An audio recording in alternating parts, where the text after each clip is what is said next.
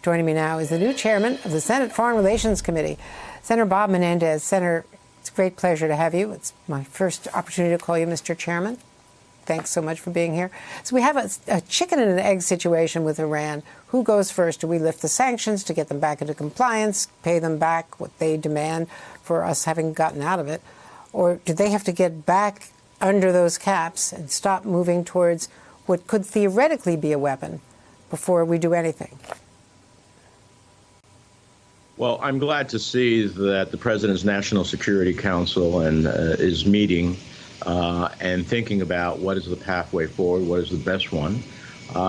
We saw that after President Trump withdrew from the deal in 2018, his maximum pressure campaign didn't ultimately achieve the goal. Iran, by public reports, is maybe 3 months away from crossing the nuclear threshold.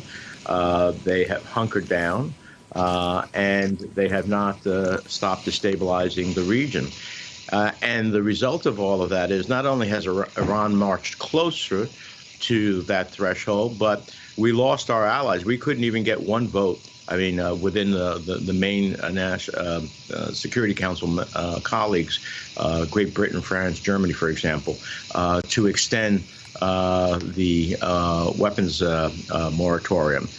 So, at the end of the day, we ended up in a worse position. Now, I've never been and was not a supporter of the JCPOA, but I do believe that what we did walking away unilaterally was negatively consequential. So that's what the administration faces.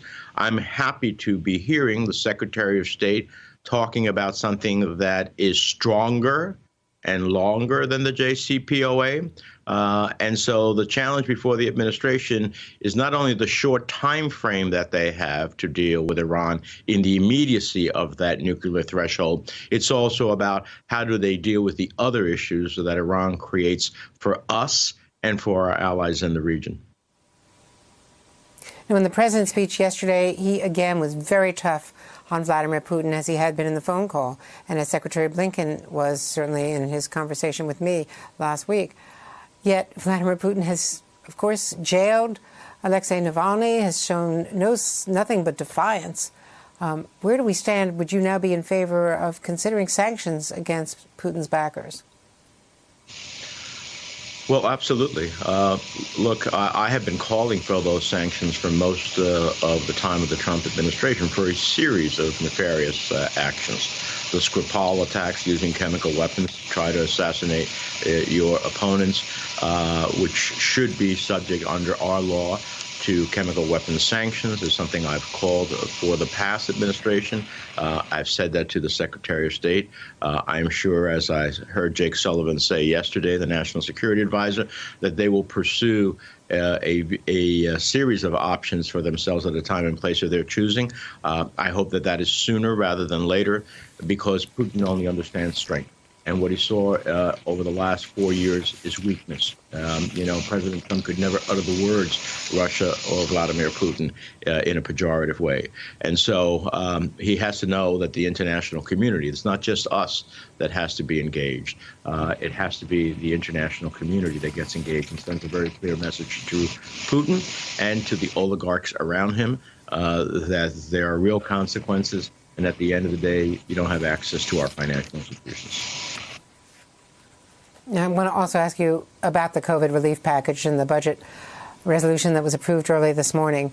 Do you think, as Nancy Pelosi suggested just now outside the White House, that this is leverage and that you might persuade some Republicans, or do you think it's going to be another vote when it finally comes down to it, where it'll be the vice president casting the deciding vote? Well, I hope that Republicans join us. I have a little history here. I was here during the beginning of the Great Recession, and I saw the time it took to get just a handful of Republicans to join us. And one of the lessons from that Great Recession is that we were too weak in our response. And so we had a long and painful recovery, and many Americans were left behind and many Americans lost their homes. I also remember when we tried to pass the Affordable Care Act, we spent months trying to get Republicans to join us in an effort. And at the end of the day, not one of them joined us. So there's a little bit of history here. The budget resolution that we passed last night in the wee hours of this morning, about 4 or 5 o'clock this morning, had 40 amendments that Republicans offered for the most part. I was disappointed that most of those amendments had nothing to do with COVID relief. It had nothing to do with girding the economy for the most part. It had all to do with immigration and other questions. So given the opportunity to be bipartisan, they chose not to focus on the most significant issue facing the American people, which is COVID. How do we end this virus, and how do we recover from the economic pain it has created on so many Americans across the country? They had a chance last night to show us what their ideas were as it relates to this, and I really think they failed last night. So the vice president came in, cast a deciding vote. Now that resolution goes to work to all the committees. There is once again an opportunity for bipartisanship. We outstretch our hands to them. I hope they'll take it and be constructive.